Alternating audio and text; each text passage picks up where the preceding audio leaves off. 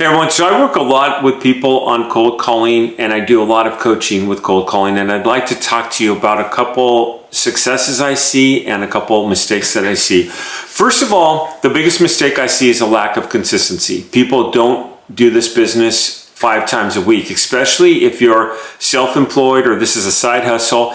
It's easy to be afraid to do it. It's always easy to put it off until tomorrow. And if you think about it, like I try to work out at least 3 times a week, and it's really easy to get that bumped. And once one gets bumped, it's like my whole schedule is lopsided on working out.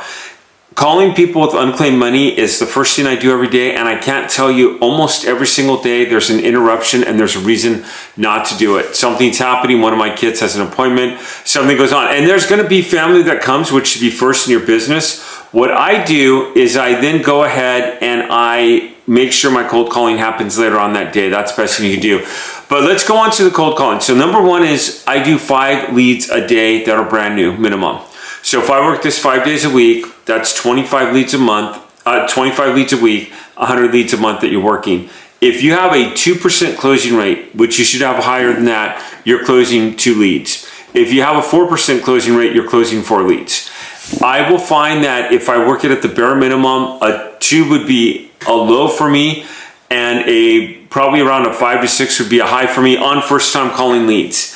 Now I then go back and I have a CRM. I have videos on how to run a CRM of people that I've talked to, contracts that I haven't gotten back, and I'm following up with those people. In fact, just yesterday, I'm filming this on a Wednesday. On Tuesday, I called a woman who was waiting for me to call her back, and the follow-up is huge. We had spoke before. She had to verify some information. She verified it. She does qualify for the claim.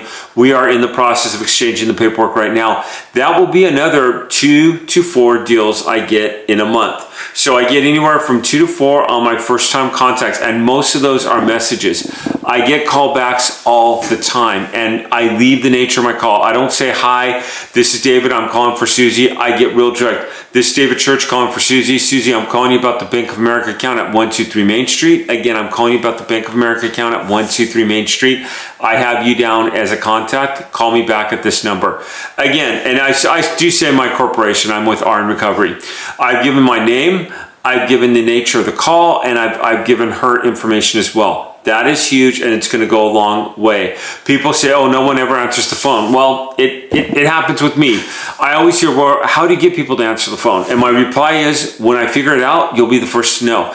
But I will sometimes get 3, 4 callbacks a day. Sometimes I get 1, sometimes I get none.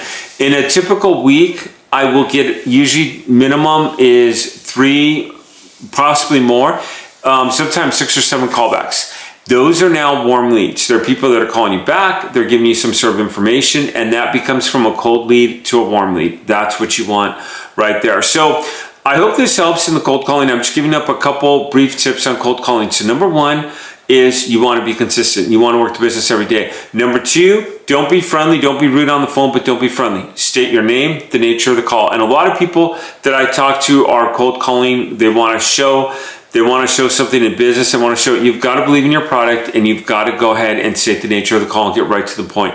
I don't want to, if I don't know you, I don't want to tell you how I'm doing or how my day is going. I want you to get right to the point. If you're even lucky enough that I've answered the phone, I'm assuming that that's a 2-way street. So I always try to talk to people the way that I want to be talked to directly. In my undergrad, I worked at an insurance company, and I've watched a couple agents, and the most successful agent had more sales than anybody in the office. Literally, he'd get on the phone, almost rude with people.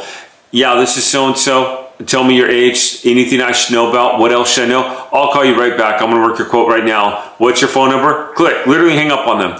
Call them back. All right, looks like I get you insurance for this much. That guy would sell more than anyone. What the other guy would say, hi, how are you? And he'd be like half an hour, 40 minutes on the phone, and he never got anybody's business. Well, he did. He was a successful agent, but the guy who was very direct and to the point, and some people didn't like that. Some people would call up really ticked off, and man, but that guy had more business because he got right to the point. And that's what I teach in surplus funds. You got to get right to the point in your cold calling business. Hey, I hope this helps. Do me a favor, ask me questions. If you want me to talk about anything else, put that in the comments below. I'll see you around. Subscribe to my channel, and thank you for watching this video.